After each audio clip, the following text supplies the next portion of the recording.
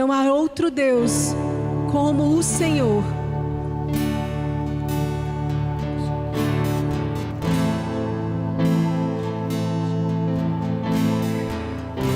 Digno és tu, ó Cordeiro.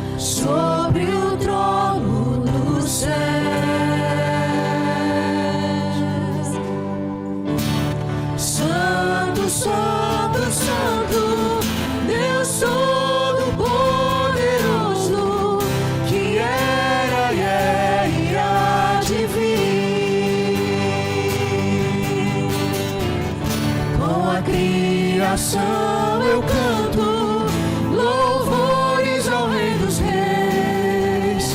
És tudo para mim e eu te adorarei.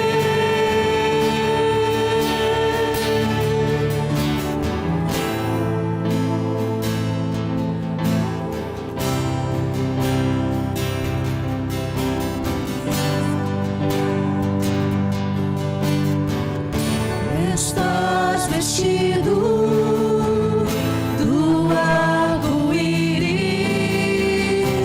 sons de trovão, luzes, relâmpagos, louvores, honra e glória, força e poder para sempre, ao único Rei eternamente.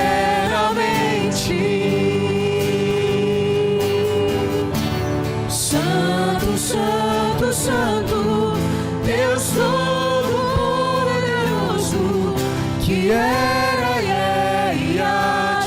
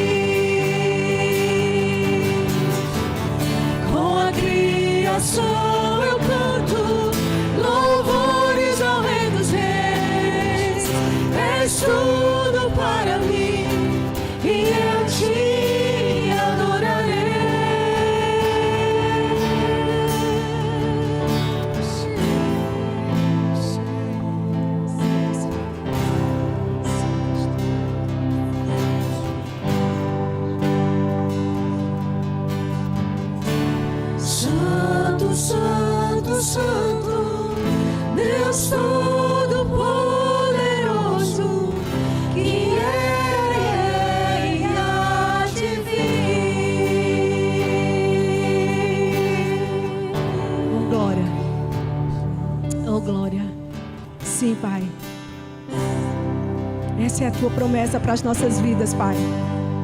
Que o Senhor voltaria. O Senhor voltaria. O Senhor nos diz: eis que estou à porta. Está aí. Eis que estou à porta e bato.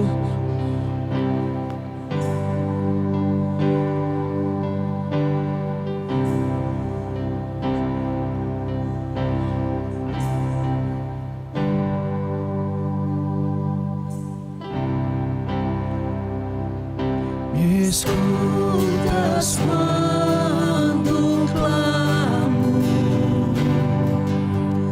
e acalma o meu pensar. Me levas pelo fogo, curando todo o meu ser. Confio em ti, confio em ti. Creio que tu és a cura, creio que és tudo para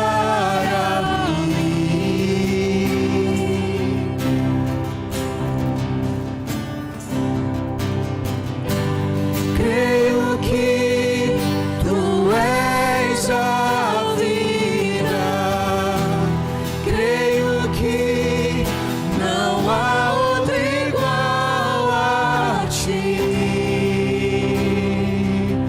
Jesus, eu preciso de ti. Se você tem escutado a voz do Senhor, você não pode ficar da mesma forma.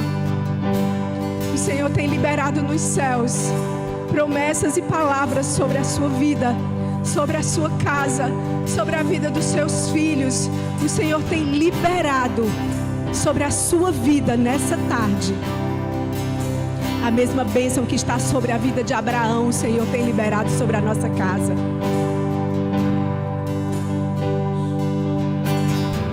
O Senhor tem falado e nós precisamos ouvir. Quando clamamos, o Senhor nos ouve. Quando choramos, o Senhor nos ouve. Quando estamos felizes, o Senhor nos ouve.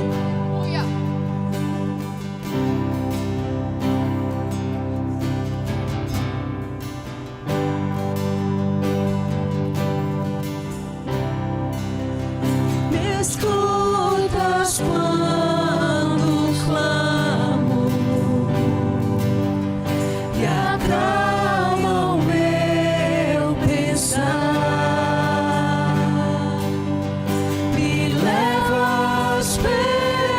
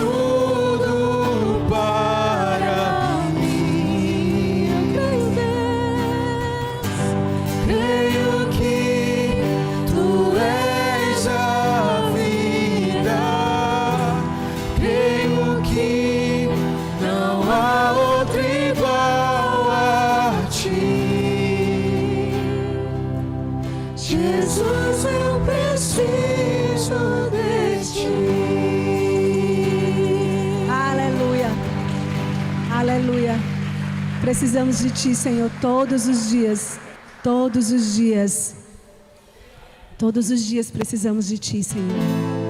E como o Senhor tem sido bom. E como o Senhor tem respondido a tudo que temos colocado diante de Ti. Em Ti há consolo, em Ti há descanso, em Ti há refrigério, em Ti há provisão. Em Ti, Senhor, nós somos e podemos ser todas as coisas.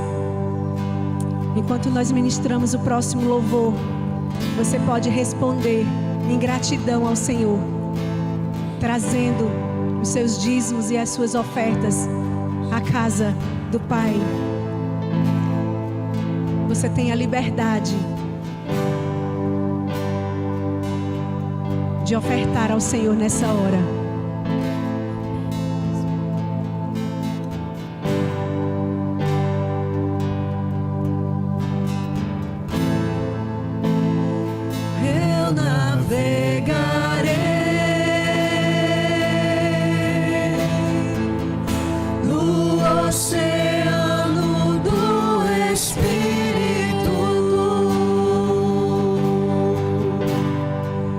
E ali adorar.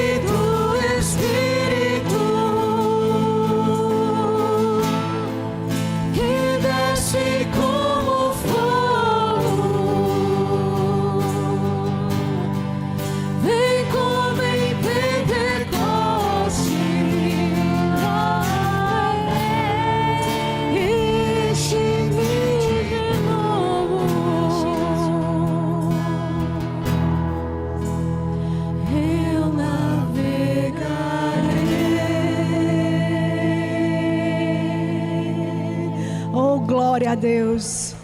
Glória a Deus. Olá, que a graça e a paz de Jesus esteja com você, esteja na sua casa. Amém? Hoje é um culto especial. Hoje é o nosso culto de Páscoa. E você sabe qual é o verdadeiro significado da Páscoa? Hoje nós vamos não só aprender isso, mas nós vamos vivenciar e relembrar isso. Portanto, eu queria te pedir, primeiramente, antes de tudo, permissão para entrar na sua casa, permissão para levar a palavra de Deus comigo nesse dia, nesse culto tão especial que nós vamos fazer em agradecimento a tudo que Ele fez por nós na cruz, a tudo que Ele fez, como diz lá em João capítulo 3, versículo 16, porque Ele amou o mundo de tal maneira, com tal intensidade, de tal forma, que foi capaz de entregar o seu único Filho para todo aquele que nele crê não pereça, mas tenha uma vida eterna na presença do Pai. Então eu quero te convidar, se você tiver aí na sua casa suco de uva, se você tiver um pedacinho de pão, faça aí, separe, deixe tudo preparado para que a gente tenha um momento de ceia, né? Ao final do curso nós vamos ter um momento de ceia em família. Nada melhor do que uma comunhão com Deus, a comunhão em família. Ele diz, fazer isso em memória de mim. É isso que nós vamos fazer hoje no final dessa palavra. Amém? Vamos orar? Pai, nós te agradecemos, nós te louvamos, Senhor. Tu tens sido maravilhoso conosco, Pai. Em meio a essa pandemia, nós temos conseguido enxergar, Pai, as tuas bênçãos, as tuas maravilhas, tudo o que o Senhor tem feito por nós, Senhor. Pai, como é bom, Pai, como é bom contemplar o teu senhorio. Como é bom, Senhor, perceber que o Senhor ainda está no controle de todas as coisas e sempre estará no controle delas, Pai. Como é bom, Senhor, confiar e colocar a nossa confiança em Ti e somente em Ti, Pai. Como é bom saber que existe um Deus nos céus, Pai. Como é bom saber, Senhor, que existe um Deus que nos ama, Pai. Como é bom saber de todas essas coisas diante dessa pandemia. Pai, nós te pedimos nessa data tão especial, Senhor, nos abençoa, nos protege, nos guarda, Pai. Nós queremos pedir, Senhor, que hoje o Senhor se faça presente poderosamente, não só na minha casa, mas na casa de cada um que está assistindo, Pai. Na casa de cada um que hoje está ligado, Senhor. Na casa de cada um que hoje, Senhor, vai celebrar, Senhor, a ceia, Pai. Que vai fazer memória, Pai, desse gesto tão grande que o Senhor fez na cruz, Pai. Daí eu te peço, Senhor, que o Senhor esteja abençoando cada lar, Senhor, unindo as famílias, Pai, unindo os casais, unindo os filhos, Senhor, em um só propósito. Eu te peço, Senhor, que as pessoas, Pai, nas casas conheçam mais sobre Ti, Pai. Entendam mais, Senhor, sobre a Tua palavra, Pai. Em nome de Jesus, Senhor, nos abençoa nessa tarde e noite, Pai. Em nome de Jesus, em nome de Jesus. Amém, amém. Glória a Deus, querido. Querido, deixa eu começar com uma historinha, ela é muito interessante. Mas certa vez um missionário, ele foi a um país muçulmano e ele foi lá pregar o evangelho. E quando ele encerrou a pregação, tinha muita gente lá, o culto estava lotado, estava cheio. Um homem muçulmano chegou perto dele e disse assim, olha, você tem que admitir uma coisa. E ele ficou espantado, né? E ele disse, o que eu tenho que admitir? Aí ele disse, você tem que admitir que nós muçulmanos, nós temos um túmulo, nós temos um local para olhar, nós temos uma pessoa. E vocês não têm, o túmulo de vocês é vazio. Quando nós vamos a Meca, quando nós vamos lá no templo principal, nós encontramos um caixão lá. Mas quando vocês vão a Jerusalém, que é a Meca, né, de vocês, disse o muçulmano, né, vocês não encontram nada. Nada. E o cristão olhou para ele e disse, é isso. É exatamente essa a diferença do cristianismo para as outras religiões. Realmente, o túmulo do cristão ele está vazio. E o muçulmano olhou para ele e disse: você consegue compreender essa diferença? O cristão disse para o muçulmano. E será que você consegue compreender essa diferença que você mesmo detectou? E o muçulmano olhou para ele e disse assim: o nosso túmulo é vazio. Isso significa que a nossa esperança vive. Isso significa que o nosso Redentor vive. Isso significa que nós não olhamos para um túmulo, mas nós olhamos para além de um túmulo. Querido, nós precisamos aprender a enxergar o cristianismo nessa perspectiva. Nessa perspectiva. Nós nunca tivemos tanta oportunidade de nos aprofundar na palavra e nunca a palavra teve tanta oportunidade de nos fazer tão bem como nesse tempo de pandemia. Nunca. E essa é a diferença. A diferença é que houve uma verdadeira Páscoa na vida dos cristãos. E eu já quero começar aqui falando sobre Páscoa, falando sobre esse tema tão importante, que as pessoas simplesmente transformam esse evento em um evento de um ovo de Páscoa colocado por um coelho. Que coisa mais sem sentido, querido. E sequer as famílias pensam, contestam e indagam, mas qual é o sentido disso? Um chocolate, um ovo de chocolate colocado por um coelho. Qual é o sentido disso? Mas deixa eu dizer algo para você. Páscoa não é chocolate, mas a Páscoa é um dos momentos mais doces da vida da humanidade. É um dos momentos mais doces. É um dos momentos em que Deus provou o seu amor por mim, por você, por todos aqueles que vieram até hoje e por todos aqueles que vão vir de hoje em diante. Essa é a Páscoa. E a Páscoa no grego, no hebraico, ela significa passagem. Passagem porque a Páscoa ela é anterior à vinda de Jesus. Jesus foi uma confirmação da Páscoa e a Páscoa anterior a Jesus foi um prelúdio da vinda de Jesus. Eles se casaram. A primeira Páscoa foi um prelúdio daquele que viria. E a Páscoa de Jesus foi a confirmação daquele prelúdio que já havia vindo. Parece difícil, mas é muito simples a gente entender isso. É muito simples. A primeira Páscoa, celebrada pelos judeus, na passagem da escravidão do Egito, para enfim chegar à Terra Prometida, foi um prelúdio, uma visão profética daquilo que viria logo depois. E quando Jesus vem, ele é a passagem de um tempo de escravidão nesse mundo, para um tempo em que nós teremos acesso à Terra Prometida, a Jerusalém Celestial, cumprindo aquele prelúdio que aconteceu lá no passado. Está mais claro para você? Então a Páscoa ela significava que o anjo da morte ele viria fazer justiça, matando todos os primogênitos do Egito. Todos os primogênitos. Ele passaria pela casa dos israelitas, por todas as casas dos egípcios também, e o mal não os afligiria.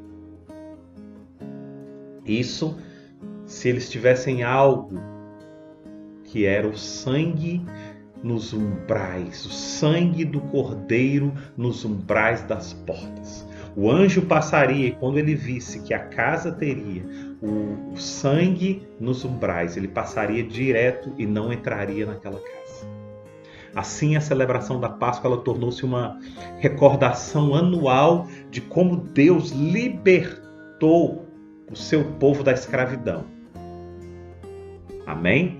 Anualmente, eles teriam que fazer nas suas casas uma festa em agradecimento a Deus por salvá-los da morte e libertá-los da escravidão. Você consegue perceber o que é a Páscoa? Será que você consegue agora perceber a dimensão do que fez a Páscoa? Do que foi esse evento? Essa Páscoa, ou seja, essa passagem, ela aconteceu num ambiente terreno. Ela aconteceu na carne. Mas nós temos aprendido a estabelecer essa relação da Bíblia, do terreno, da história com o espiritual. Entre o ambiente terreno e entre o ambiente espiritual. Então, para o crente, e quando eu digo para o crente, eu estou dizendo para o cristão que crê, para o cristão que vive o cristianismo. Então, para esse cristão, a Páscoa ela é o símbolo da passagem de uma vida de pecado,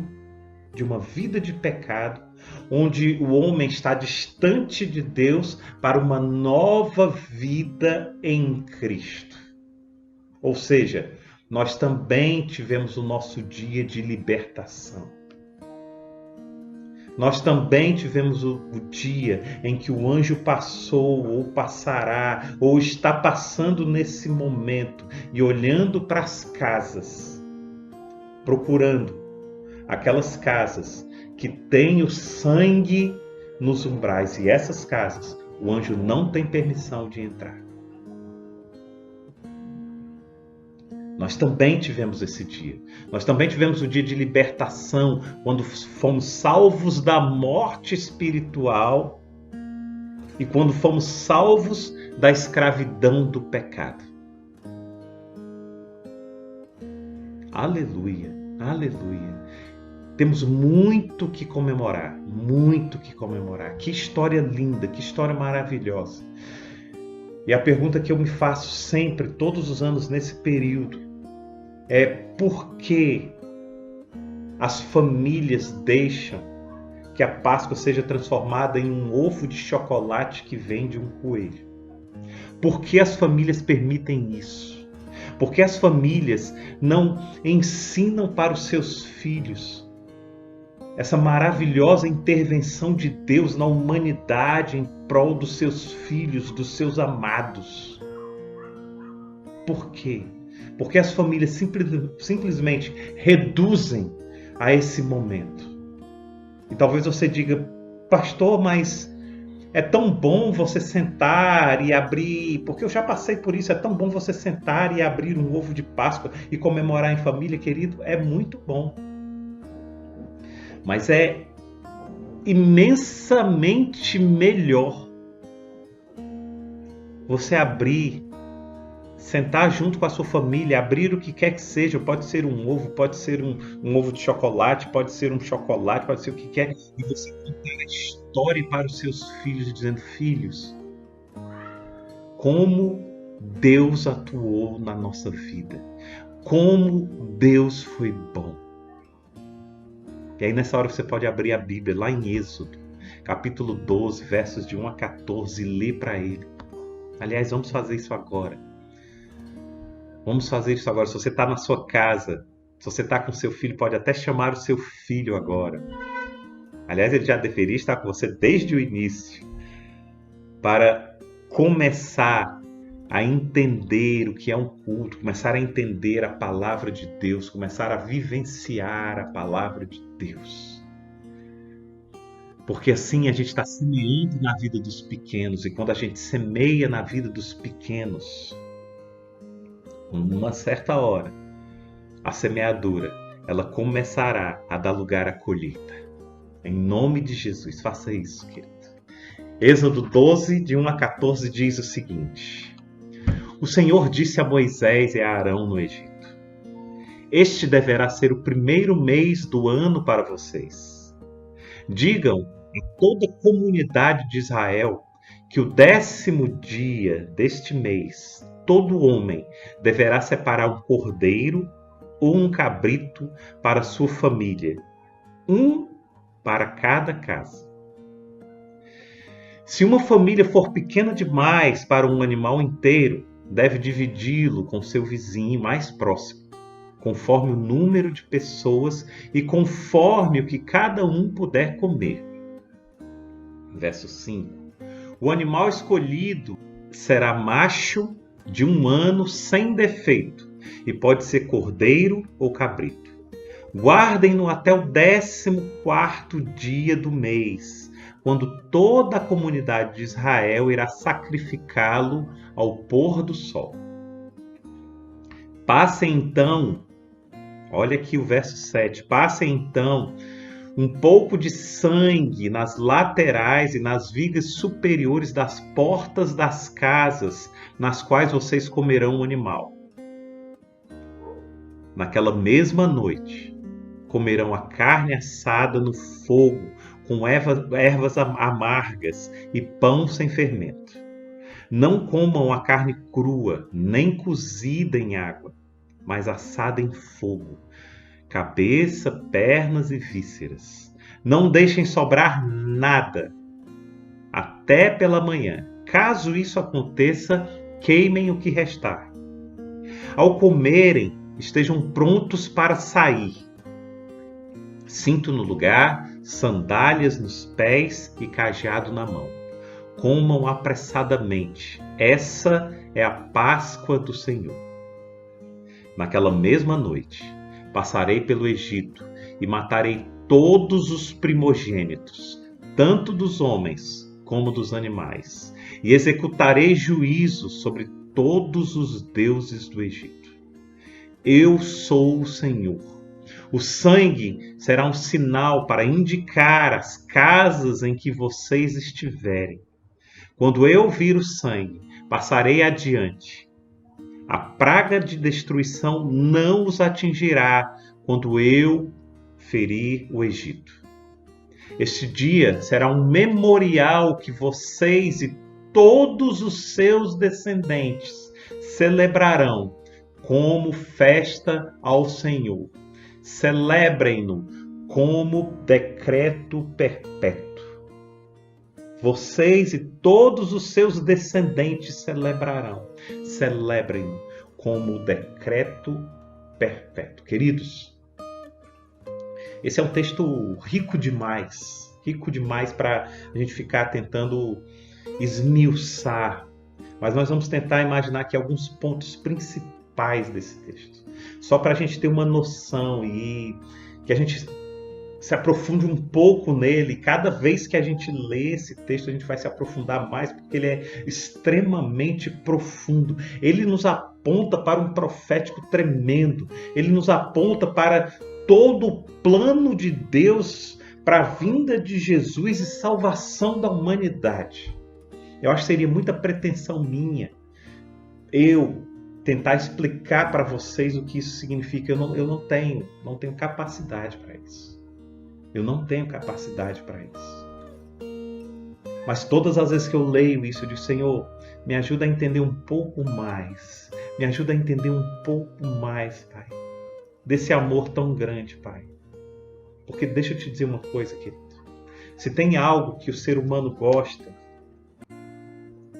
e de que faz bem a vida dele, é ele saber que é amado.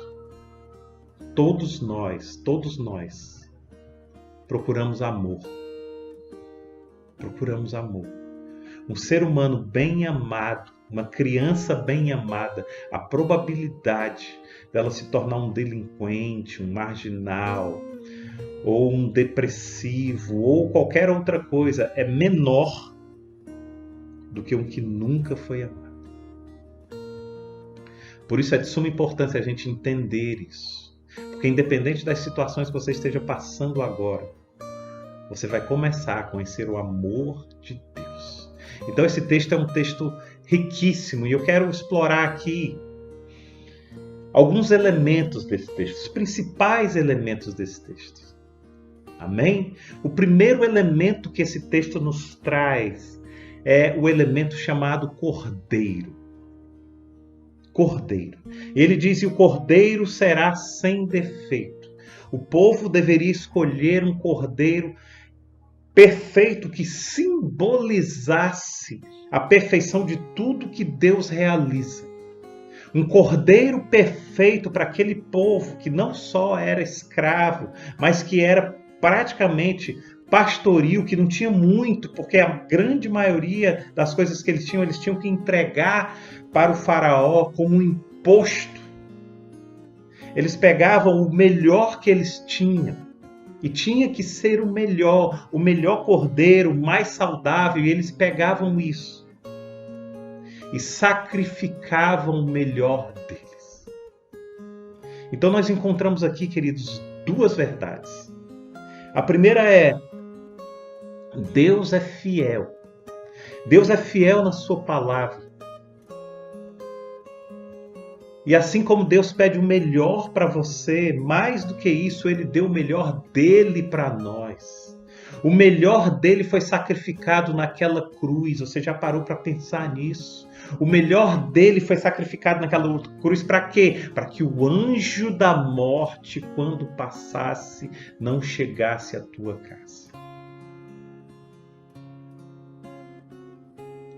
O melhor dele. Deus não te pede o melhor e dá o pior dele, não.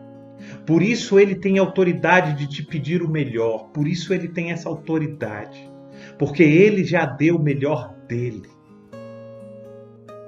Em Êxodo aqui eu tenho uma visão profética mais precisa daquilo que Deus fez em dar o seu melhor.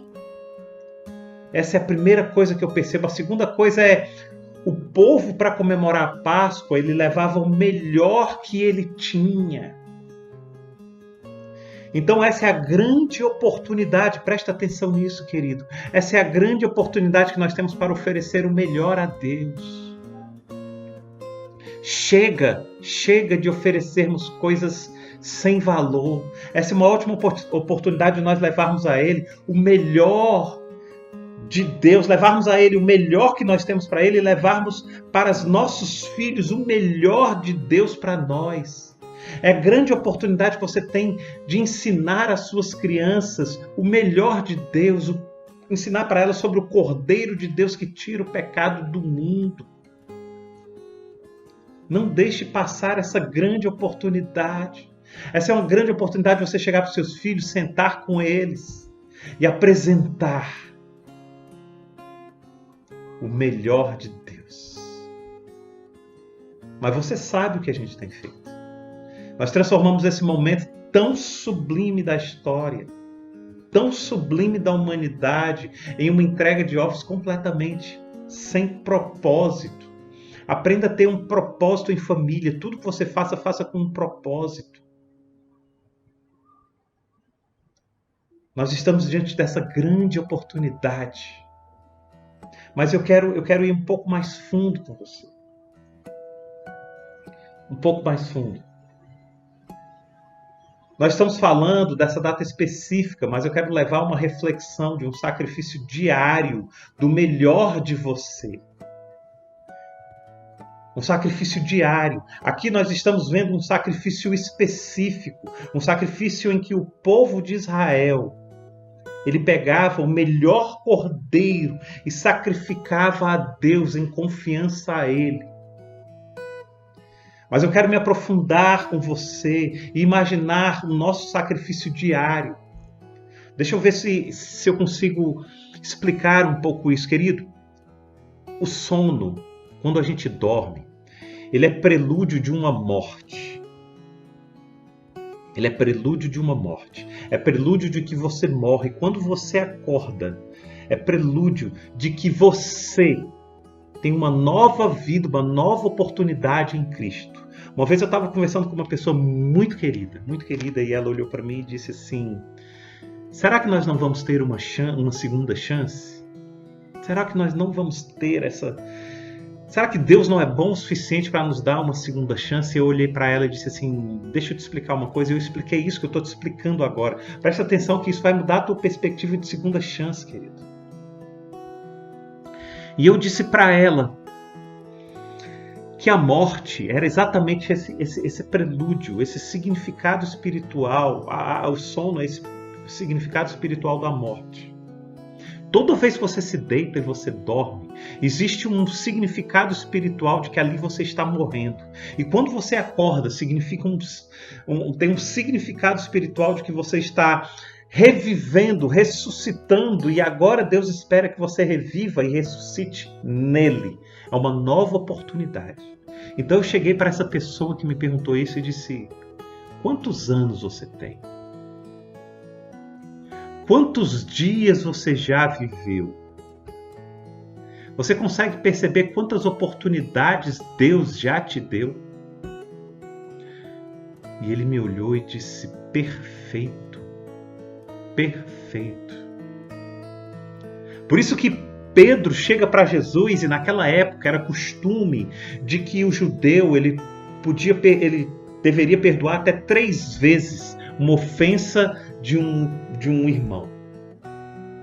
E Pedro olha para Jesus, e agora num novo clima, num novo ambiente, ele olha para Jesus e diz: Jesus, quantas vezes eu devo perdoar o meu próximo?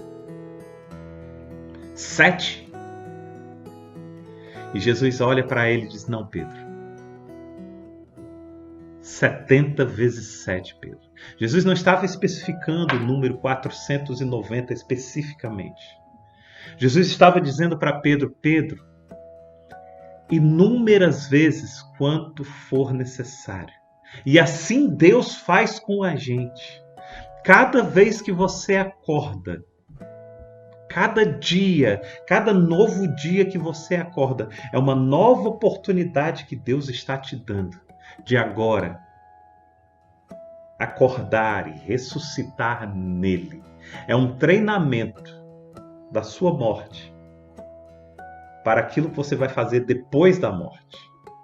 Mas se toda a sua vida você morre, presta atenção, você morre e você não acorda em Jesus, quando você morrer, saiba de uma coisa: a história vai se repetir.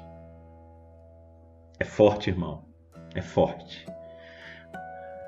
Mas se você não se acostumar e se você não dormir e acordar de uma vez por todas em Jesus, quando você dormir verdadeiramente, você não acordará nele. A história vai se repetir. Presta atenção nisso. E o que você tem sacrificado diariamente no altar do Senhor? Essa é a questão. Essa é a questão. Será que aquilo que você tem sacrificado realmente é o melhor? Você conhece a história dos 2 sacrifícios, o sacrifício de Caim e o sacrifício de Abel. Querido, quando eu imagino esses sacrifícios, a Bíblia diz que Caim sacrificou de frutos da terra. Então eu fico imaginando uma cesta cheia de frutas, legumes. E a Bíblia diz que Abel sacrificou vísceras de um animal. Eu fico imaginando que sacrifício deve ter sido aos olhos do homem horrível. Mas a Bíblia diz que Deus se agradou do sacrifício de Abel e Deus não se agradou do sacrifício de Caim. Sabe por quê? Porque Deus ele olha mais profundo. Você pode estar tentando colocar o seu sacrifício numa cesta bonita, mas Deus diz: esse não é o teu melhor, filho. Esse não é o teu melhor, filho. Pode estar muito bonitinho aos olhos dos homens, mas esse não é o teu melhor. Eu quero o teu melhor e eu dei o meu melhor para pedir o teu melhor. Isso é Páscoa. Isso é Páscoa. É a gente entender o que a gente tem sacrificado no altar de Deus, não só na data de hoje, mas diariamente. Natal é outra data que a gente sempre vem, sempre fala. Preste atenção como o ambiente muda no Natal, como o ambiente muda na Páscoa. Pessoas se tornam mais sensíveis, mas depois que passa, as pessoas parecem que esquecem. Voltam para os seus mundos, voltam para as suas clausuras espirituais. Quando Deus nos dá uma passagem, Páscoa, uma passagem para uma vida nova, um lugar novo, um ambiente novo. E é isso que Deus quer de você, querido. Que você saia desse ambiente de prisão e vá para um ambiente novo. Agora está um projeto aí, hashtag vai dar certo, lindo, querido. Eu não quero questionar e nem muito menos criticar isso, muito pelo contrário. Eu quero aplaudir as pessoas que estão tomando essa atitude, mas deixa eu complementar, deixa eu ir mais fundo do que isso. Vai dar certo para quê? Para daqui a 6 meses, 1 ano, depois que essa pandemia passar, as pessoas esquecerem e as pessoas voltarem para as suas rotinas, a sua vida normal? Não, querido. Não. Eu prefiro que dê certo para que as pessoas jamais sejam as mesmas. Jamais sejam as mesmas. Comecem a olhar para o seu próximo de forma diferente. Comecem a olhar para si de forma diferente. Comecem a enxergar que Deus está querendo que você morra, que você durma, para que quando você acorde agora nele. Os israelitas iam até o altar e deixavam o melhor deles para receber o melhor de Deus. Deixe o seu melhor no altar e Deus lhe dará o melhor dele. Aliás, Deus já deu, já antecipou. É pagamento antecipado. Antecipado. Que Deus maravilhoso é esse? Não é aquele que faz sim, não. Ele já amou o mundo de tal maneira que deu o seu Filho unigênito. Mas agora é com você. Será que você tem feito a sua parte? Será? Será que você tem tido um coração de retribuição por tudo que Deus já fez para você? Deus foi capaz de fazer o melhor por nós. Mas nós não temos sido capazes de fazer praticamente nada por Ele. Acorda, igreja. Acorda, povo. Talvez você jovem esteja pensando, mas eu não tenho nada de importante, ou eu não tenho nada de grande valor para entregar a Deus. Talvez você jovem esteja entendendo essa mensagem, esteja dizendo, mas eu queria tanto, algo de grande valor, mas o que eu tenho? O que eu tenho? Queridos, deixa eu te dizer uma coisa. Jesus estava diante de uma grande multidão. Uma grande multidão. E Jesus estava pregando, estava ensinando aquele pessoal, estava amando aquele povo, estava tendo uma comunhão com eles, mas Jesus queria que alguém oferecesse algo. Alguém oferecesse algo, até que aparece um jovem.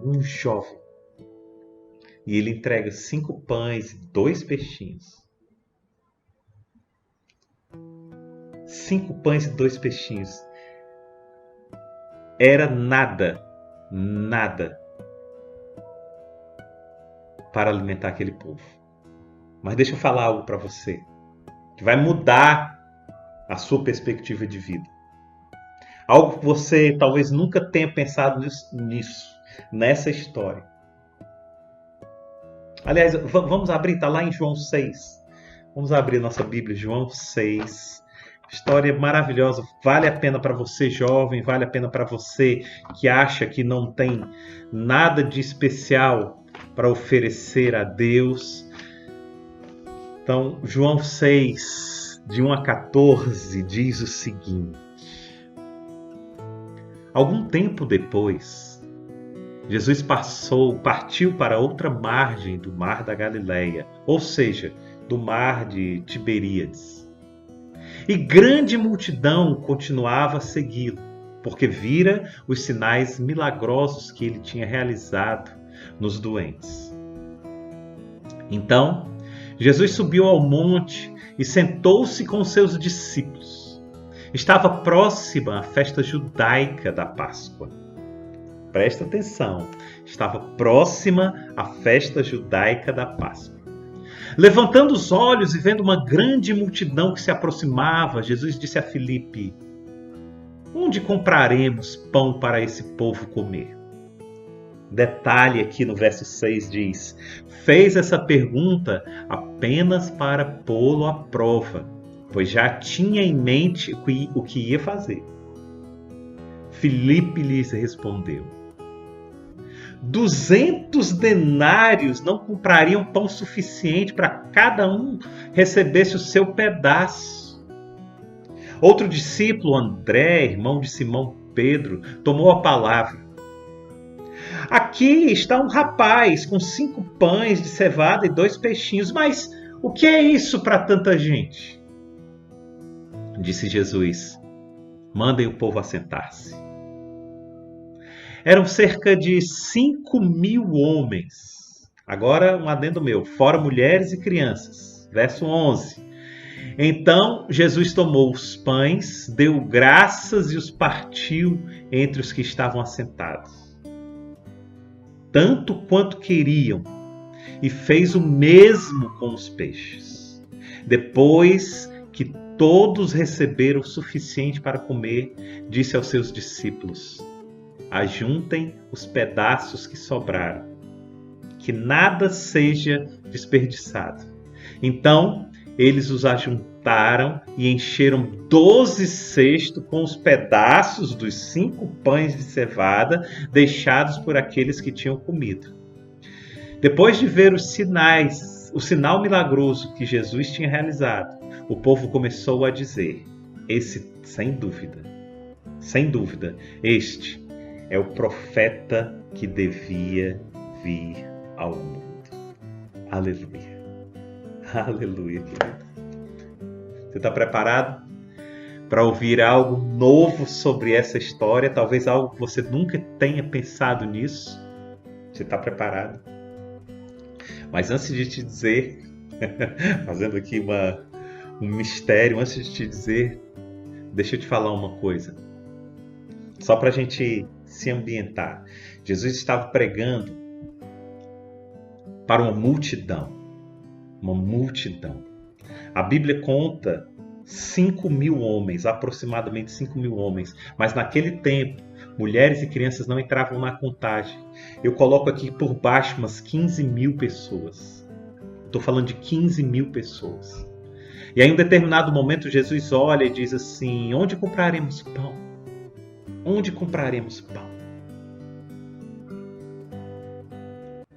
E aí um discípulo diz: Senhor, 200 denários, muito dinheiro, não seria suficiente para dar um pedacinho para cada um, é muita gente.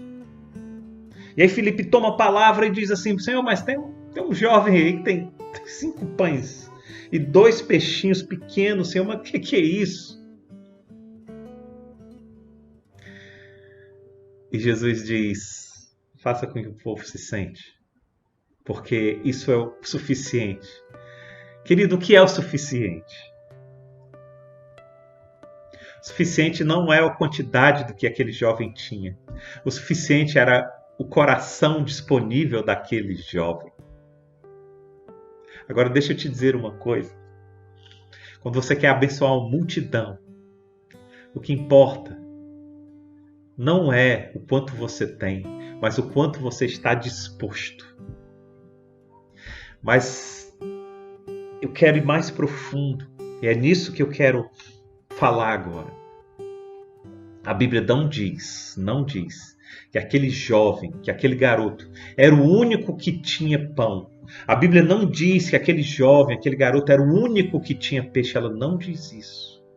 A Bíblia não diz que aquele jovem era o único que tinha. A Bíblia diz que aquele jovem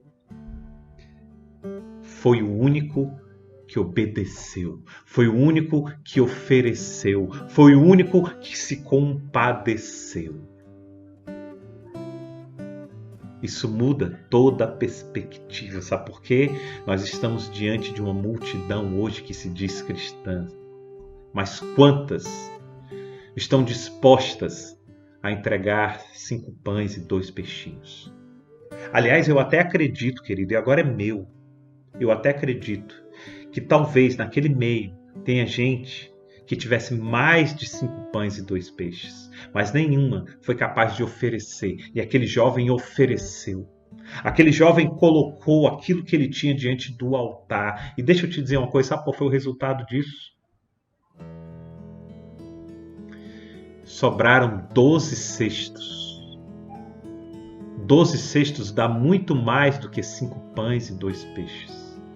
Porque o cálculo, a matemática de Deus, ela é diferente da minha matemática, da sua matemática. Se você tem 5 e dá 5, sobra quanto?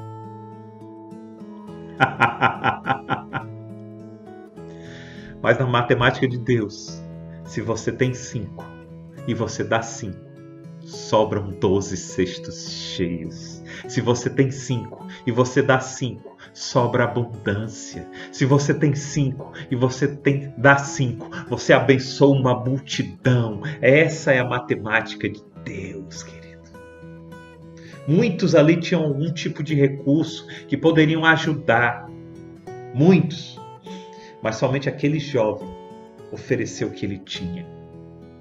Muda toda a perspectiva, aprofunda completamente o sentido e a importância dessa história, querido. Completamente. Muda. Agora deixa eu te fazer uma pergunta. Responda olhando nos meus olhos. Onde estão escondidos? Estou falando espiritualmente, tá? Onde estão escondidos os teus 5 pães e os teus 2 peixes? Será que você guardou lá dentro da tua bolsa? Será que está escondido ali? Onde estão escondidos teus 5 pães e teus 2 peixes? Que não estão nesse momento abençoando multidões. Onde estão escondidos os teus talentos, os talentos que Deus colocou em você? Que você poderia estar abençoando vidas. Onde estão escondidos? Aquele jovem ofereceu o melhor para Deus. Porque quando se está com fome, o melhor a se oferecer para Deus é pão e peixe, querido. Não tem coisa melhor para oferecer para Deus aquilo que você espera. E aquele jovem, ali já era tempo de comer, ali já era, o pessoal, a multidão já estava com fome, inclusive o jovem. Ele tinha duas opções. A primeira era olhar para os poucos pães e peixes que ele tinha e falar assim, não, peraí, tô com fome, cara, vou comer isso aí. E a outra era, Senhor, eu te entrego, Senhor. Eu te entrego. Deixa eu te dizer uma coisa, querido. Jamais ofereça nada menos do que o seu melhor. Sabe por quê? Porque quando você oferece menos do que o seu melhor, é oferta de Caim. E Deus só aceita oferta de Abel. Mas Deus disse para Caim, vai, melhora a tua oferta, cara. Muda a tua perspectiva. Muda a tua perspectiva. E você acha que eu não aceitarei a tua oferta? Mas sabe o que Caim fez? Ele achou melhor do que mudar a oferta dele e dar o melhor para Deus foi matar Caim, matar Abel. Por quê? Porque ele achou, matando Abel eu tenho uma melhor oferta agora. Não. Por isso nós matamos da nossa memória aqueles que são melhores do que a gente, que estão mais aprofundados em termos espirituais do que a gente, e a gente fica olhando para trás. Por isso as pessoas olham e dizem assim, melhor não ir à igreja do que à igreja e ficar pecando depois. Melhor não ir à igreja do que ir à igreja e ficar falando mal do irmão. Querido, a gente já aprendeu isso na casa de oração. Isso é a síndrome do meio do caminho. Você sai de um poço de lama, chega ao meio do caminho, você para no meio do caminho e ao invés de continuar andando até o caminho perfeito, você fica olhando para trás e dizendo assim, melhor eu estar aqui do que eu estar lá na lama. Mas é melhor você ir à igreja e não ficar pecando do que você ir à igreja e ficar pecando. Ainda mais excelente. É melhor você ir à igreja, ainda é mais excelente, ou seja, mais excelente do que você ir à igreja e ficar falando mal dos outros, é você ir à igreja e não ficar falando mal dos outros. Procure o excelente. Nós falamos aqui no domingo passado, saia do nível da mediocridade. Saia desse nível. Ofereça a Deus aquilo que Ele merece, porque Ele ofereceu para você o Cordeiro perfeito que tira o pecado do mundo, seu único Filho unigênito, aquele que era, que é e que há de vir, o melhor dele.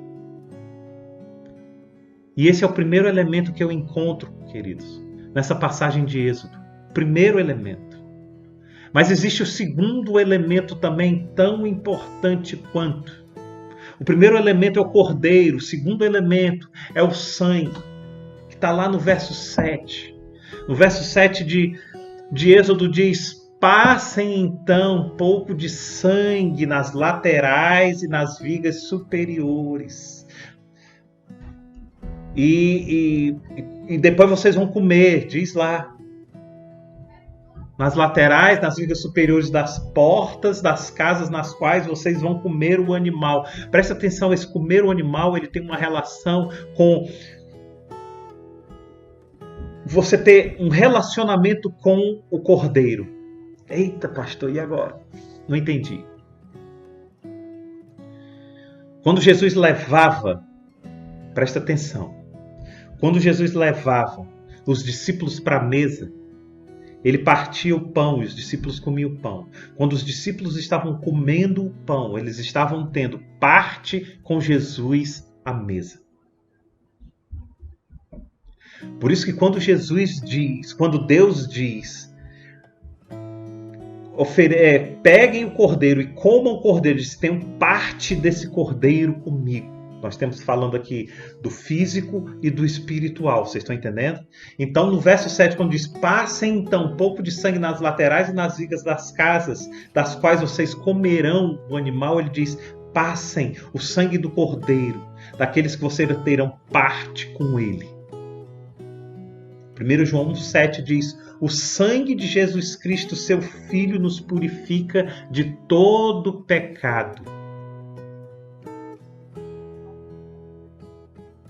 Toda porta da vida, presta atenção nisso, querido.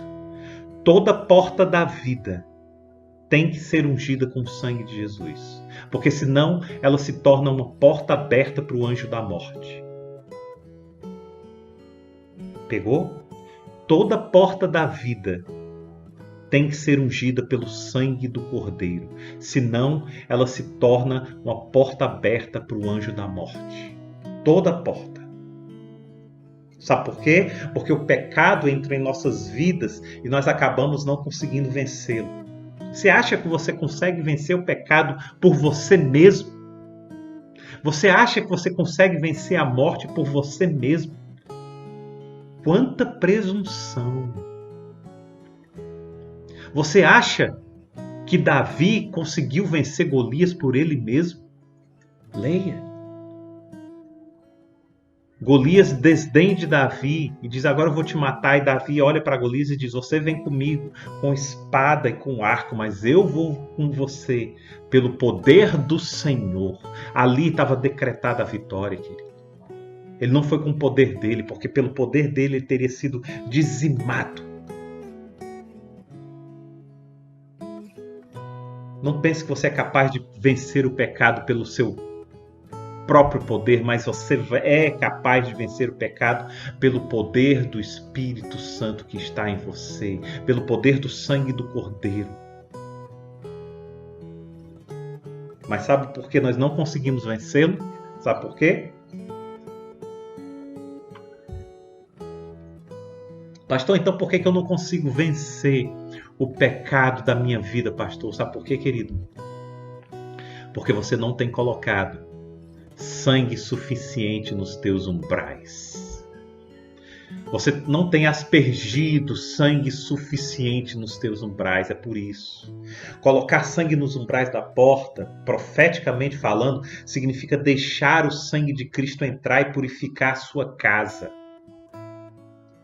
Isso não pode ser algo apenas verbal, não, mas uma decisão em família. Por isso nós pedimos que você juntasse a sua família. É uma decisão em família, onde todos concordam em ter o sangue de Cristo como proteção do lar. E se você está pensando nesse momento, cadê a tua família? A minha família está assistindo esse culto. Ela está assistindo. E daqui a pouco eles estarão reunidos aqui, em que nós vamos celebrar a Páscoa do Senhor e ceiar em memória dele. Então, presta atenção para a gente não perder aqui o raciocínio. O primeiro elemento foi o cordeiro. O segundo elemento foi o sangue. E o terceiro elemento, querido, é o pão. A Bíblia fala no pão asmo, o pão sem fermento. Os judeus acreditavam que o fermento era símbolo de contaminação. Presta atenção, isso é importante. Os judeus acreditavam que o fermento ele era um símbolo de contaminação. Por isso o pão tinha que ser sem fermento, porque o pão sem fermento ele simbolizava que o povo judeu ele precisava se revestir de pureza e de santidade. Pão sem fermento, pureza e santidade. Fermento, contaminação. Muitas vezes o diabo fermenta a tua casa, muitas vezes o diabo fermenta a tua vida, muitas vezes o diabo fermenta a igreja, fermenta com divisões, com conflitos, colocando dentro de você pensamentos que você não deveria ter, colocando em você falsas doutrinas que você sequer é capaz de ir para a Bíblia e dizer assim, será que é isso mesmo? Espírito Santo me ajuda, será que é isso mesmo?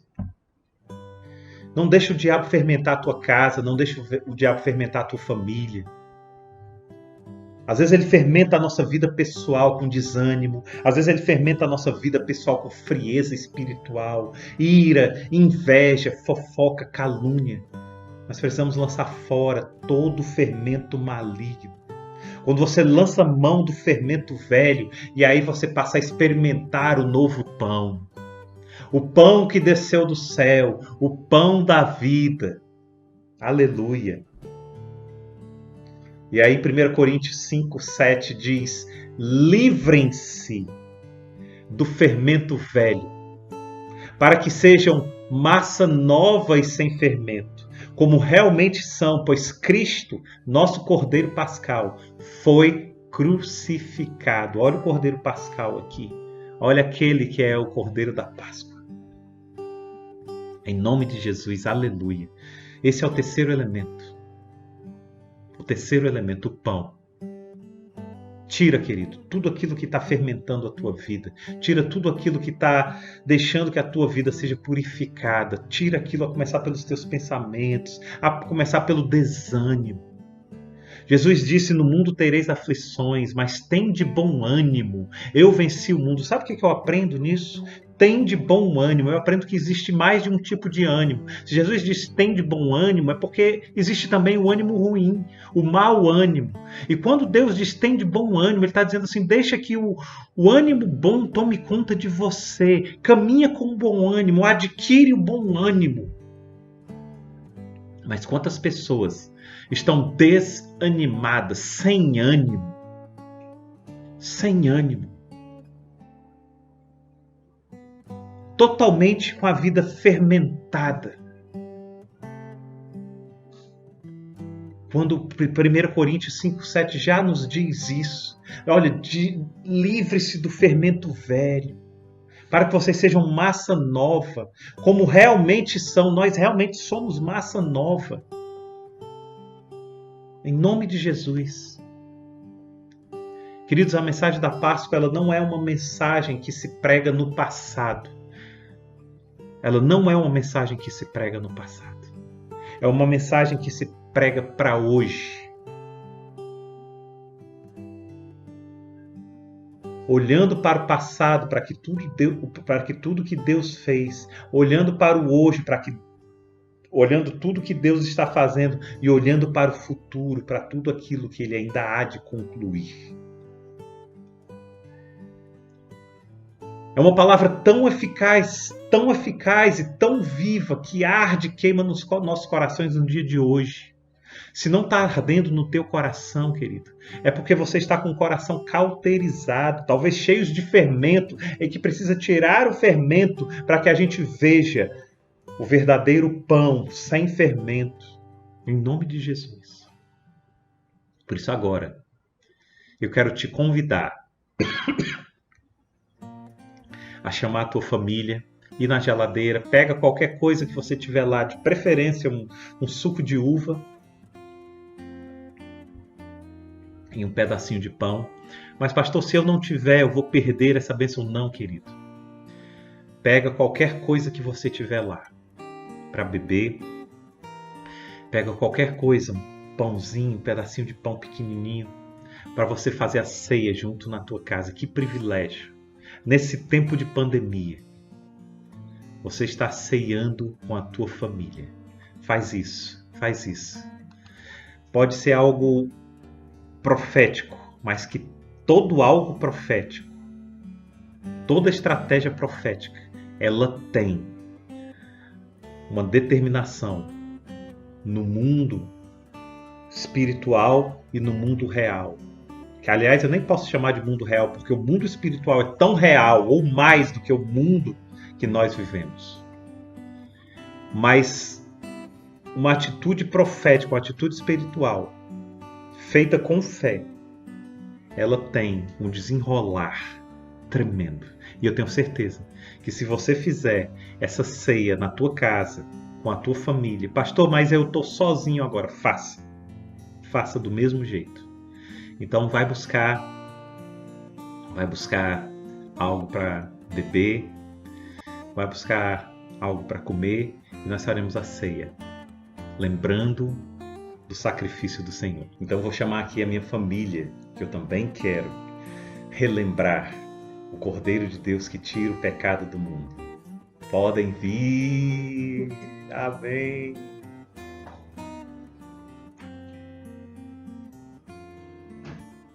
Amém. Vamos celebrar em família, querido. Nada melhor do que a Páscoa em família. Podem ficar mais juntinhos aqui, bem apertadinhos, bem aconchegante. Aleluia. Glória a Deus, queridos. Dá um tempinho para que a tua família chegue também, os teus cheguem, para que você prepare. E a Páscoa nos remete a Mateus 26, capítulo 26. A ceia nos remete também a isso. É uma congruência entre duas histórias.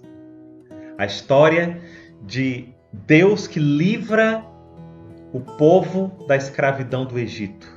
E a história que Jesus livra o povo da escravidão desse mundo. É a história em que Deus livra aqueles que têm o sangue do Cordeiro nos umbrais, fazendo com que o anjo da morte, quando passe, não entre na casa daqueles que estão com o sangue aspergido em suas portas.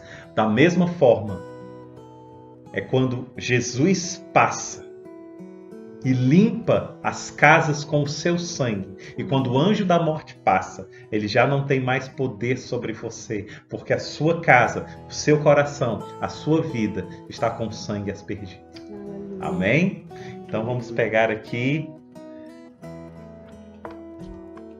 o nosso suco de uva, representando o nosso vinho.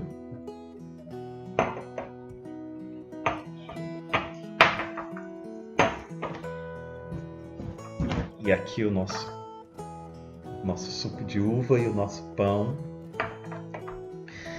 E lembrar Mateus capítulo 26, de 26 a 29. Diz assim: enquanto comiam, Jesus tomou o pão, deu graças, partiu e deu aos seus discípulos, dizendo: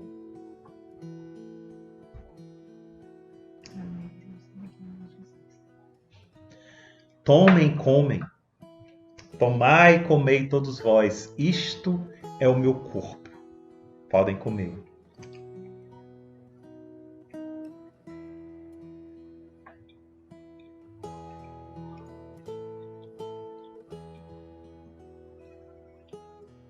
Enquanto você come, você lembra do pão da vida sendo massacrado, sendo pisoteado, sendo cortado ao meio, sendo ferido por amor a você. por amor a mim, por amor a nós. Por isso que naquele tempo, na primeira Páscoa, era necessário que o povo comesse o cordeiro, para ter parte com o cordeiro. Portanto, é necessário você comer o pão, para você ter parte no pão. E você saber que é você quem está esmagando, é você quem está triturando o corpo de Jesus. Amém? Em seguida, ele tomou o cálice, deu graças e o ofereceu aos seus discípulos, dizendo: tomai e bebei todos vós, porque este é o meu sangue, o sangue da nova e eterna aliança que é derramado por vós em favor de muitos, para perdão de pecados, ele diz isso. Eu digo que de agora em diante não beberei deste fruto da videira até aquele dia que beberei o vinho novo com vocês no reino de Deus. Olha que promessa maravilhosa. Ele dizendo assim, vai haver um tempo em que eu vou voltar e eu mesmo vou servir isso a vocês. Nessa perspectiva, pode tomar.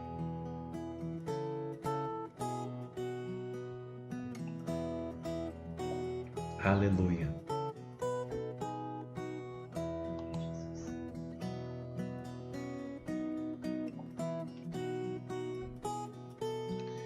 Quando você toma o vinho, você também está tomando parte, sabendo que ele foi derramado por você, por amor a você. E em família, eu quero declarar que a minha casa, ela está aspergida com o sangue de Jesus. Em família, eu quero declarar que a sua casa, os umbrais da sua casa estão aspergidos com o sangue de Jesus. Em nome de Jesus, que o sangue proteja o teu lar, que o sangue de Jesus te proteja de toda morte, principalmente da morte espiritual, principalmente, mas de toda morte, de todo mal. Em nome de Jesus. Isso acontece em família. E tem que ser em família, porque um que não faça é porta aberta para a entrada do anjo da morte. Querido, queria pedir aqui algo diferente que a minha esposa ore para a gente encerrar. Amém? Amém. Deus, como te somos gratos, Aleluia, Senhor. Jesus. Te somos gratos, Pai, por tudo que o Senhor tem feito por nós, por quem o Senhor é, Pai, nas nossas vidas, pelo Teu cuidado e o Teu favor, Pai, com as nossas vidas. Hoje, especialmente, ó Pai, te somos gratos por cada família que está reunida nesse momento, ó Deus, relembrando o grande sacrifício que o Senhor fez em favor das nossas vidas, Pai. Aleluia. O grande sacrifício, Pai, de enviar o Teu Filho para vir a esse mundo, Pai, como forma humana, para sofrer e padecer, Pai, de todo mal, mas livre do pecado, Deus, poder ser ressuscitado, ó Pai, nos possibilitando, ó Pai, a vitória sobre a morte. Nós te somos gratos, Senhor amado, nós te somos gratos, ó Pai, por esse sacrifício, Pai. Nada do que venhamos a fazer, Senhor, pode se igualar ao que o Senhor fez por nós. Aleluia. Te somos gratos, ó Pai. Obrigada pelo Teu sangue derramado sobre as nossas vidas. Obrigada pelo Teu corpo, Pai, que traz restauração para o nosso corpo, Deus. Nós te somos gratos, ó Pai. Obrigada, obrigada, obrigada. Protege cada família. Estabelece o Teu governo, Senhor, em cada lar, Pai. Estabelece. Deus, em nome de Jesus, Pai, vem ressuscitar aqueles que estão nessa hora, ó Pai, mortos espiritualmente, ó Deus. Deus, em nome de Jesus, vem fortalecer aqueles que nessa hora estão cansados, Senhor. Vem renovar suas forças, ó Pai. Deus, que o Teu amor, que é o elo perfeito, Senhor, possa ser sobre cada família, Pai, trazendo unidade, porque sabemos que a unidade, ó Pai, gera autoridade no reino espiritual. Por Por isso nós declaramos, ó Pai, a unidade que há em Ti, no Pai, no Filho e no Espírito Santo. Aleluia. Sobre cada família, ó Pai. Em nome de Jesus. Amém. Amém. Glória a Deus. Queridos, e como todo domingo, eu não entro na sua casa sem pedir permissão. E eu não saio da sua casa sem lançar uma palavra de bênção. Eu queria pedir para o meu filho lançar uma palavra de bênção para a sua casa hoje. Amém, amém. Amém. Nossa palavra de bênção para a sua vida, em nome de Jesus. Que a sua casa seja abençoada, em nome de Deus. Em nome de Jesus. Amém. Amém. Queridos, que o Senhor te abençoe, te guarde. Fica na paz, sabendo que a tua casa, que a tua vida tem o sangue de Jesus aspergido sobre você. Em nome de Jesus, fica na paz.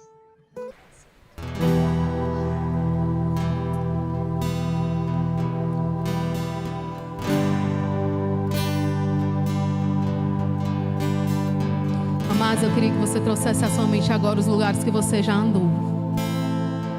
Que lugares você já teve nessa sua vida, nessa sua caminhada? Eu já tive lugares horríveis. Eu já tive lugares de morte. Eu já tive lugares tristes. Vocês nem imaginam, só o Senhor sabe. Quem me vê aqui cantando não sabe o que eu passei. Só o Senhor sabe. E eu me sinto uma privilegiada de estar aqui adorando ao meu Deus, porque eu podia agora. Antigamente, meu marido está ali, a gente estaria num lugar bem inapropriado. Mas hoje nós estamos aqui, adorando ao Senhor. E eu queria que você glorificasse com toda a sua alma, porque você está aqui hoje. Mas tem amigos seus, tem colegas seus, tem pais, mães, irmãos que infelizmente continuam naquele lugar que você está. Estão mortos. Deus tem misericórdia da vida deles. Mas o Senhor teve misericórdia da minha e me trouxe até aqui hoje. Só por misericórdia dele, porque eu nada mereço. Eu mereci a morte mesmo, eu mereci estar lá. Mas eu não sei porquê. Um dia ele levantou o olho dele, me viu e disse: não, o lugar dela não é aí. O lugar dela é aqui. É numa igreja, me adorando, é na casa dela. É me adorando na casa dela, é me adorando no trabalho dela, é me adorando no condomínio dela, é me adorando na academia dela, é me adorando na praia. E eu só louvo, porque o Senhor me colocou na mesa do banquete, amados. Você está na mesa do banquete, amado.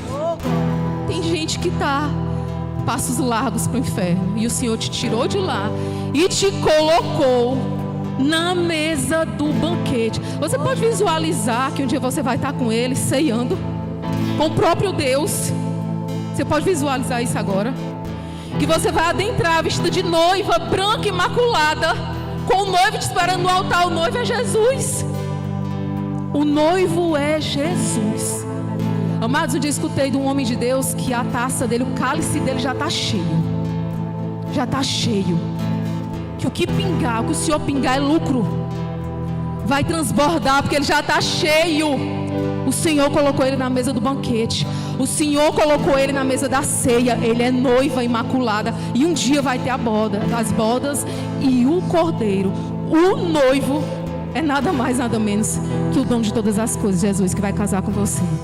Então eu queria que nessa música você visualizasse agora, trouxesse à memória os lugares que você já teve, aqueles bem horríveis. E o seu ser glorificasse agora o Senhor, porque agora você está aqui. Porque agora você está adorando. E Ele está se alegrando com a sua presença e com a sua adoração nesse momento. Amém?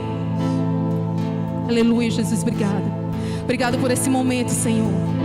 Toda adoração, Senhor, desse lugar, toda exaltação, Senhor, seja para Ti. Suba as Tuas narinas como incenso suave, Pai. Que alegre o Teu coração. Que a Tua graça agora inunde esse lugar, o Teu favor. Que o Espírito Santo interceda agora por nós com os Teus gemidos inexprimíveis, Pai. Que o Senhor nos olhe através de Jesus. Que o Senhor nos olhe através de Jesus, Senhor. E receba agora a nossa exaltação, o nosso agradecimento e a nossa gratidão por esse momento. por estar livremente agora te adorando, Pai. Aleluias. Aleluias.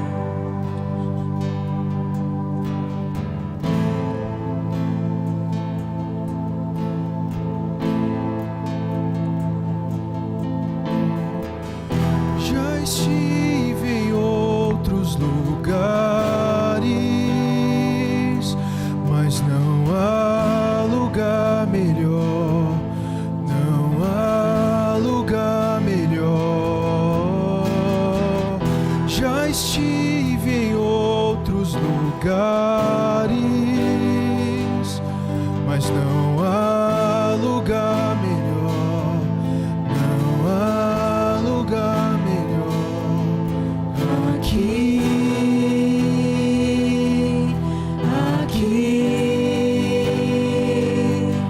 na mesa do banquete, na mesa do banquete, aqui,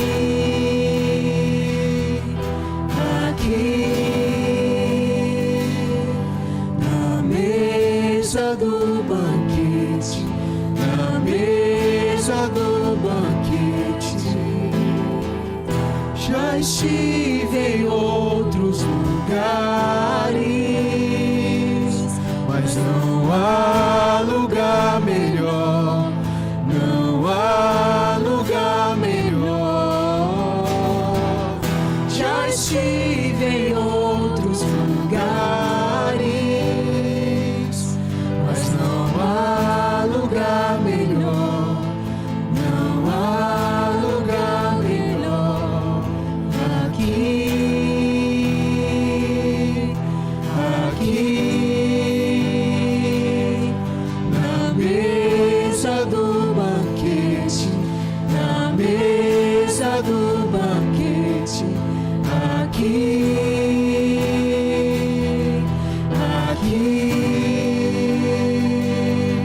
na mesa do banquete, na mesa do banquete. Jesus, tu és o primeiro, onde tudo foi feito. És tudo sobre ti. Tu és o meu consolo, caminho seguro, o meu grande Salvador. Jesus, tu és o primeiro, onde tudo foi feito. É tudo sobre ti. Tu és o meu consolo, caminho seguro, o meu grande Salvador. Aqui,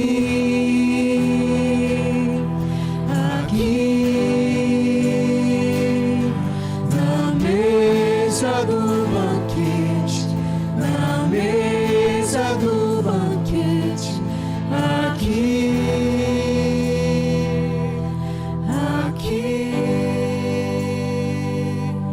na mesa do banquete, na mesa do banquete. Oh, glória, aleluia.